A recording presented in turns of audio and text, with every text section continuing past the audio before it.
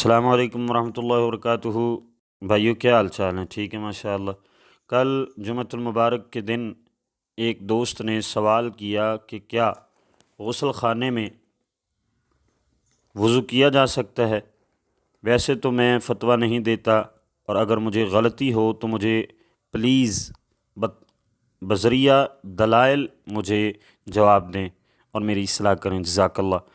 اور مجھے یہ محسوس ہوتا ہے کہ غسل خانہ ایک پاک جگہ ہے، وہاں پہ ہم پاک ہونے کے لیے جاتے ہیں۔ اگر وہ نجاست والی جگہ ہو تو ہم پاک ہونے کے لیے کیوں جائیں گے؟ پہلے جو پلید ہو وہاں پہ ہم پاک ہونے کے لیے کیوں جائیں گے بھلا؟ تو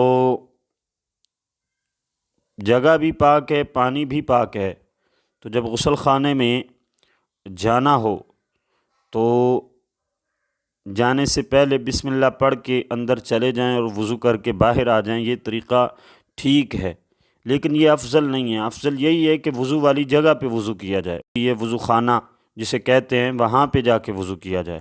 اور دوسرا، ساتھ میں اگر باتھ روم ہے غسل خانے میں تو وہاں پہ اجتناب کیا جائے، پرہیز کیا جائے کہ وہاں پہ وضو کرنا۔ ہاں، جب غسل کرنا جو غسل جنابت ہوتا ہے یا جو فرض غسل ہو جاتا ہے جہاں پہ، تو وہاں پہ تو چلو ایک مجبوری ہے، وہاں پہ تو بسم اللہ وہاں پہ بھی نہیں پڑھنی، بسم اللہ باہر ہی پڑھ کر اندر جانا ہے۔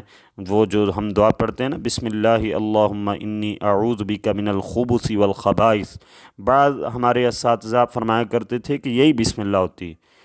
باقی اللہ عالم بالصواب۔ السلام علیکم ورحمۃ اللہ وبرکاتہ۔